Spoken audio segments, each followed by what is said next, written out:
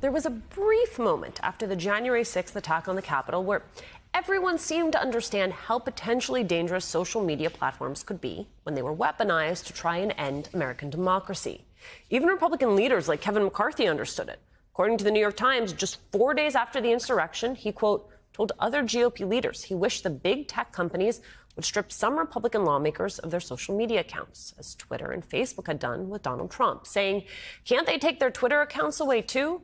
But now, tech billionaire Elon Musk, who is in the process of purchasing Twitter, wants to give Donald Trump, the person who bears probably the most responsibility for the Capitol riot, his old platform back.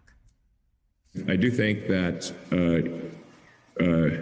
it was not correct to ban Donald Trump. I think that was a mistake because it alienated a large part of the country and did not ultimately result in Donald Trump not having a voice. He is now going to be on Truth Social. I guess the answer is that I would reverse the perma ban. What could this mean for American democracy? Quinta Jurecic is a contributing writer at The Atlantic and a fellow at the Brookings Institution. She wrote an article for The Atlantic in May 2021 about Trump's deplatforming titled, The Ringmaster is Gone. And she joins me now. Quinta, I was reading your piece again, and it is as relevant today as it was when you wrote it in 2021. Your response to Musk's claim there that deplatforming Trump did not ultimately curb his online influence and reach.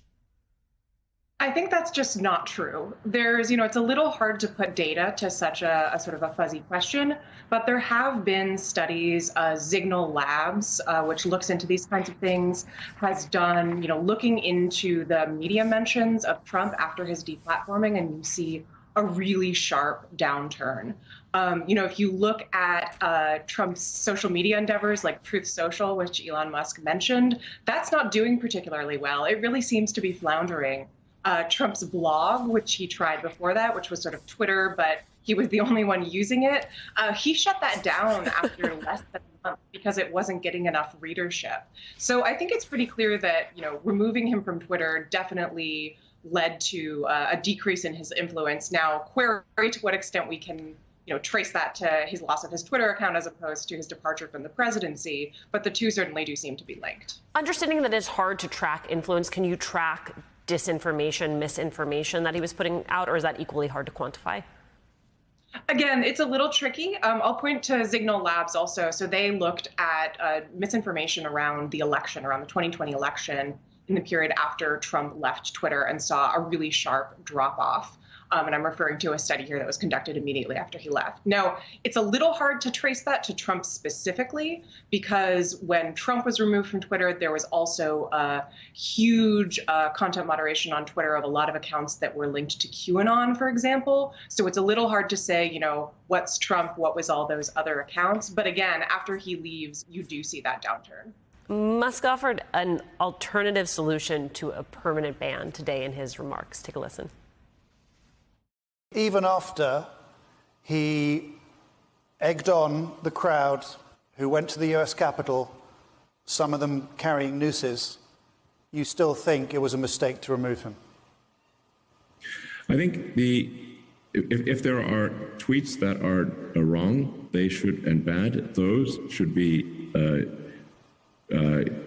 either deleted or made invisible. And a suspension, a temporary suspension is appropriate, but not a permanent ban.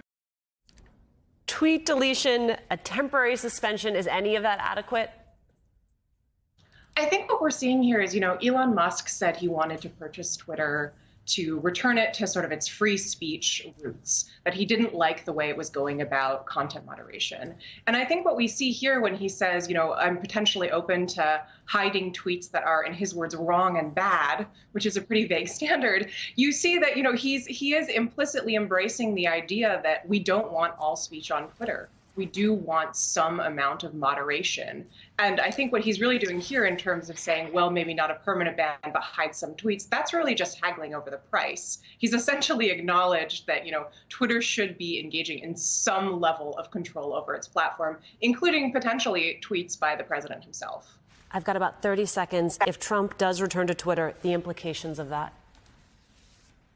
I think his Twitter is a very powerful tool, not as powerful as it was when he was president, of course, but I wouldn't be surprised if it played a significant role in the midterms, blasting out news, attacking opponents. It would certainly upend, I think, where the midterms seem to be right now.